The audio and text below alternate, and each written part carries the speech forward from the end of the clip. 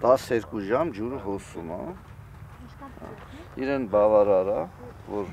ինքը ջրով հագեն է։ Ակնալիչ համայնքի հողերի մոտ 80%-ը սկսել են ոռոգել կաթիլային համակարգով, դա եւ ջուրն է նպատակային ծախսում եւ կորուստներն է զրոյացնում։ Ֆիզիկական աշխատանքը եւս հասցվել է նվազագույնի։ Եթե նախկինում հողը ջրել են մարգերով, ինչի համար հավելյալ ծախս են արել վճարելով ջրվորին, հիմա հողից արավը հագեցնում են միանգամից եւ մեկ պտուտակով։ Ված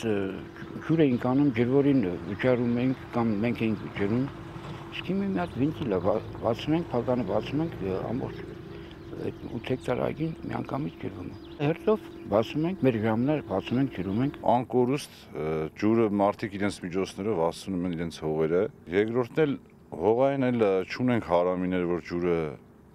քաշի հողի տակը։ Միանգամից արմատին է ջուրը կաթում։ Այն ժամանակ խոսքին ոռոգել են մի հեկտար ամբողջ արտիզանով 4 ժամ։ Իսկ հիմա մի արտիզանը մինչև 6 հեկտարի կարում են։ Ակնալիճի հողերը գերնորմատիվային են, մի քանի անգամ ավելի ջուր են կլանում։ Այդ հանգամանքը հաշվի առնելով համայնքը տարիներ առաջ ընդգրկվեց կաթիլային ոռոգման համակարգի պիլոտային ծրագրում, բայց քանի որ ծրագիրն ինչ-ինչ պատճառներով դանդաղեց, բնակիչները համակարգն անցկացրեցին իրենց միջոցներով։ Փորձը նախ կիրառեցին 1 հեկտար լոլիկի դաշտում, գոհ մնացին։ Այնուհետև ֆերմեր Գևորգ Միսակյանն այն ներդրեց իր պտղատու այգիներում, նաև լոլիկի դաշտում։ Շատերը ասում էին, որ դա չի լինի,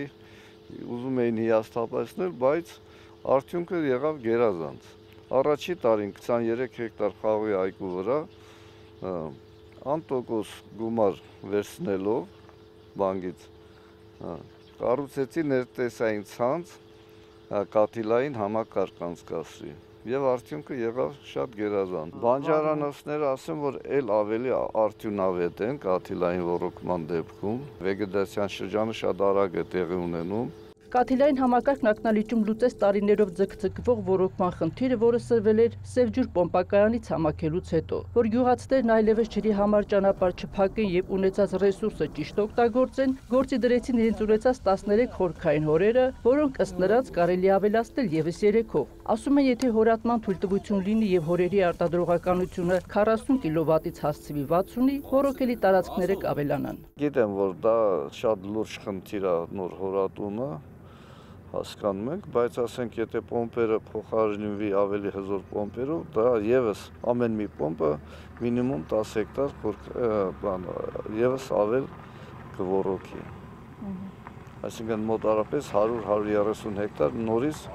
կավելանա ոռոգող տարածքները։ Ակնալիճցիները ոռոգման կաթիլային համակարգի շահառու են դարձել անտոկոս վարկերի միջոցով։ Ասում են, եթե հիմա էլ բանկերը նման հնարավորություն տան, մշակադաշտերն ամբողջությամբ կանցնեն կաթիլային համակարգին։ Փորձից են համոզվել, որ կաթիլ սնուցվող բույսն ավելի շուտ է հասունանում։ Օրինակ, եթե նախորդ տարիներին լոլիկի բերքահավաքը կազմակերպել են սեպտեմբերին եւ ավելի քիչ բերք հավաքել, հիմա եւ 1 ամիս շուտ են սկսել եւ շատ բերք ստացել։ Հավաքածն էլ խոշոր եւ հյութեղ։ Հայկուշ Ասլանյան, Հայկ Պետրոսյան, լուրեր։